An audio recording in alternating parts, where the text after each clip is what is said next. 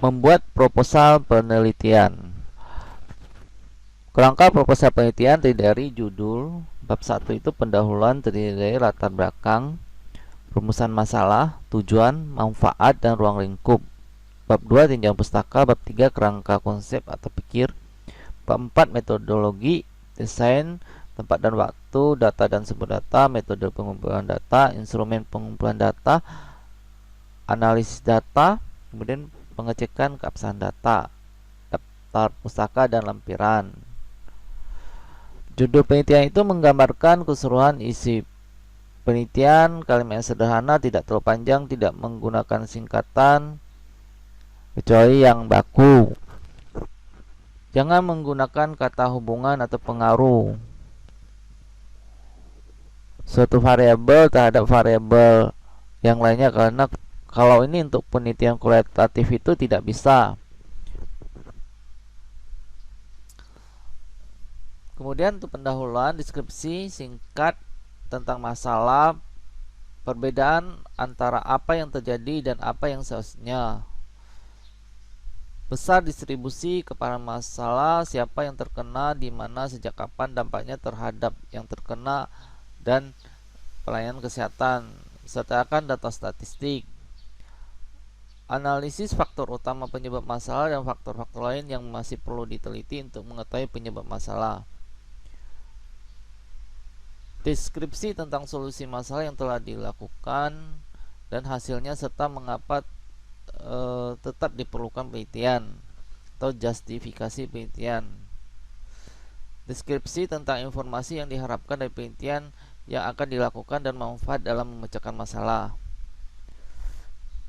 Kriteria masalah penelitian adalah finer, feasible, interesting, novelty, etika, dan relevan. Feasible itu mampu dilaksanakan, tersedianya subjek penelitian,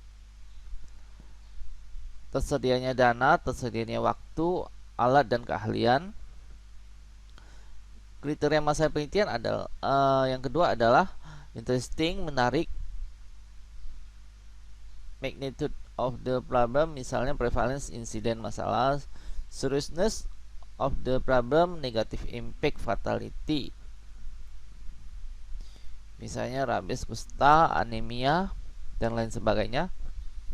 Kemudian unmet need, kepuasan pasien, mendukung kebijakan yang ada.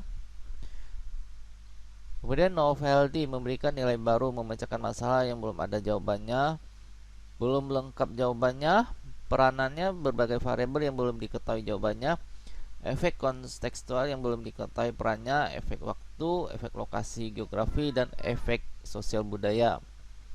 Kemudian etis, tidak bertentangan dengan etika, relevan bagi pengembangan ilmu pengetahuan dan kebijakan kesehatan.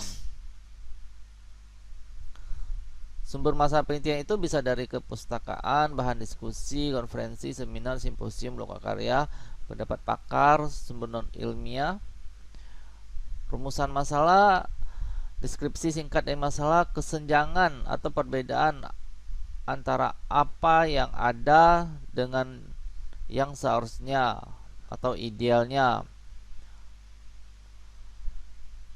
Jadi rumusan masalah adalah kesenjangan atau perbedaan antara apa yang ada dengan yang seharusnya, harus disertai dengan data-data, fakta statistik supaya justifikasinya kuat. Kalimatnya berupa pernyataan, bukan kalimat tanya. Kalau kalimat tanya itu ada pertanyaan penelitian. Tujuan penelitian merupakan pernyataan tentang apa yang akan dicapai dari penelitian, menggunakan kalimat aktif yang operasional, gunakan kata kerja aktif yang bisa dinilai. Kemudian tujuan umum biasanya sejalan dengan judul. Tujuan khusus itu hal yang akan dinilai dari suatu penelitian, merupakan penjabaran dari tujuan umum, biasa mencerminkan variabel-variabel yang akan diteliti. Manfaat penelitian bagi program dan perbaikan, efektivitas, efisiensi, mutu, ekuitas, viabilitas, aksesibilitas, sustainabilitas, penguatan SDM, bagi masyarakat luas, proteksi, kapitasi, dan pemberdayaan. Manfaat penelitian bisa teoritis, bisa manfaat metodologis. Teoritis itu eksplorasi teori baru, konfirmasi teori-teori yang sudah ada, metodologis pendekatan penelitian dengan hasil yang lebih valid, masa yang lebih valid dan lebih baik. Ruang lingkup itu mencakup what, who, where, when, how. Why tidak perlu karena sudah tercakup di dalam latar belakang. Tinjauan pustaka berbagai aspek teoritis yang mendasari penelitian relevan dengan penelitian. Kerangka konsep atau kerangka pikir, diagram yang menunjukkan variabel-variabel yang akan diteliti. Jika pada studi kualitatif bisa ada variabel antara karena tidak ada analisis statistik seperti kuantitatif. Dilengkapi dengan DO atau definisi operasional, tidak ada hipotesis dalam penelitian kualitatif. Ini perbedaan penelitian kualitatif dan kuantitatif. Ini contoh kerangka konsep. Misalnya analisis pemberian ASI eksklusif wanita pada pekerja perusahaan X, faktor predisposisi, faktor pemungkin, faktor penguat, dan ini dependennya pemberian ASI eksklusif. Ini contoh penelitian kualitatif, kerangka konsep pikir, ada input, ada proses, dan ada output. Ini metodologi penelitian, tempat, waktu, data, sumber data. Ini contoh variabel, definisi operasional, sumber data, metode, instrumen. Telah pelaksanaan imunisasi di puskesmas X. Metodologi, analisis data dan keabsahan data. Daftar pustakanya bisa menggunakan metode Harvard, Vancouver, apa dan lain-lain. Lembaran lampirannya, instrumen, bisa lembaran inform consent.